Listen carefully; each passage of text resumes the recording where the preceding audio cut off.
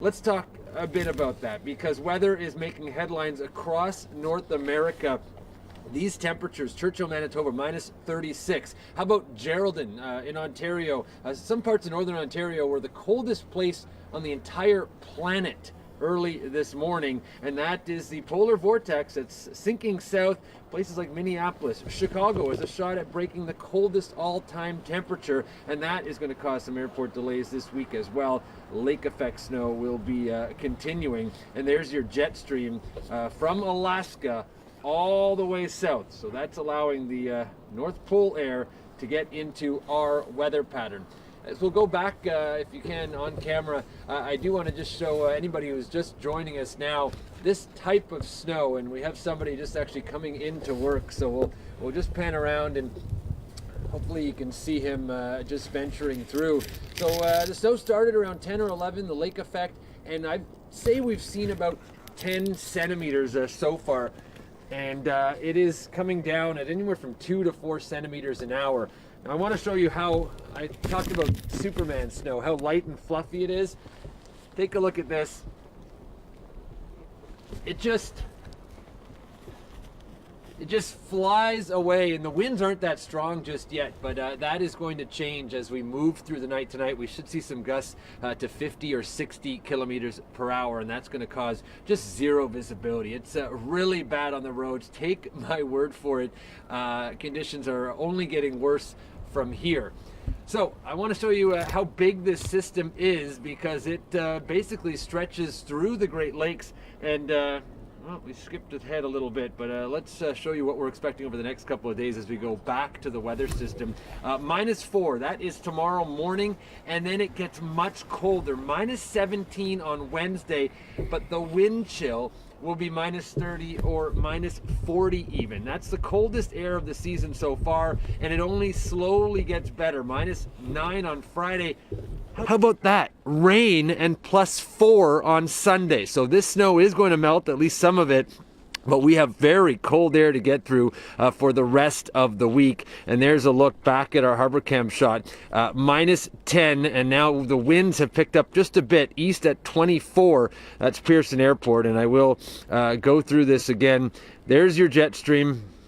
And I want to get to the radars, because that's where you can see, there we go, see the size and scope of this storm.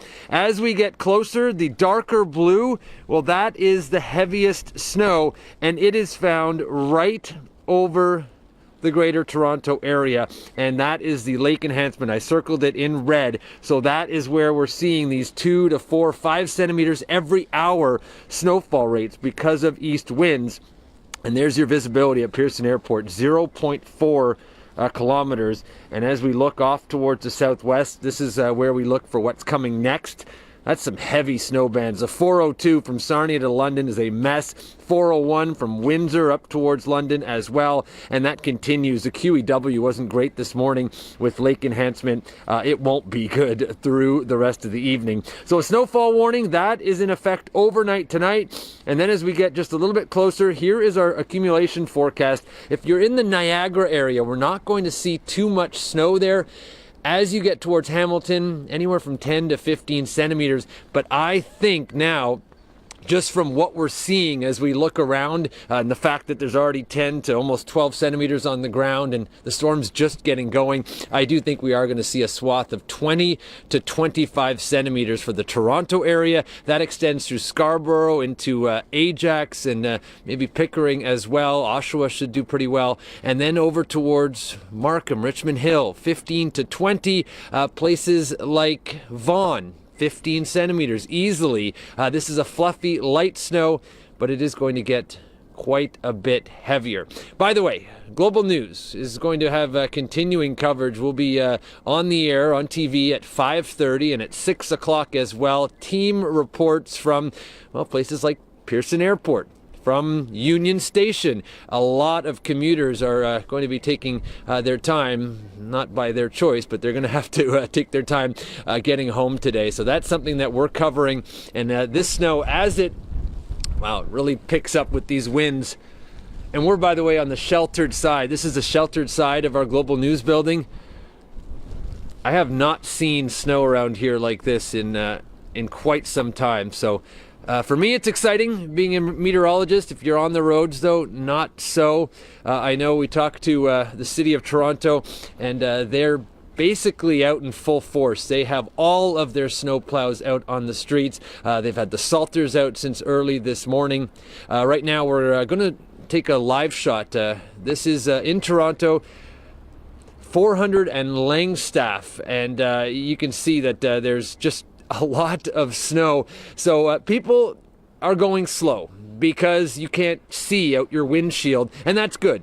That means you won't have as many accidents. Of course, if you get stuck in a lot of the hills, I know Avenue Road is notorious for people getting stuck on the way up. That's going to be a problem. Bayview as well in Toronto, and everybody knows their local hill where cars get stuck in weather like this, and that's just what we're seeing. So these conditions, I wish I could say they're going to get better. I think this is the heaviest of the snow right now for the next hour or two, and then it may lighten up around 5 o'clock for an hour or two before picking up in intensity. And 25 centimeters. I'm trying to remember the last storm that has left 20 to 25 centimeters on Toronto, and it definitely wasn't this past winter. Last winter, I don't even think we saw that big daily total. So this is quite the storm, and then the big story is the cold that comes after, and the scope. The fact that so many cities in Canada and the US are going to be dealing with the potential, at least, of record cold air. And I don't know if you saw also, there's a tornado in Havana, Cuba this morning. So some wacky weather all over the place. Thank you for tuning in to our live online stream. And make sure at 5:30 and 6 you're watching Global News in Toronto for the latest on this winter storm. I'm meteorologist Anthony Farnell.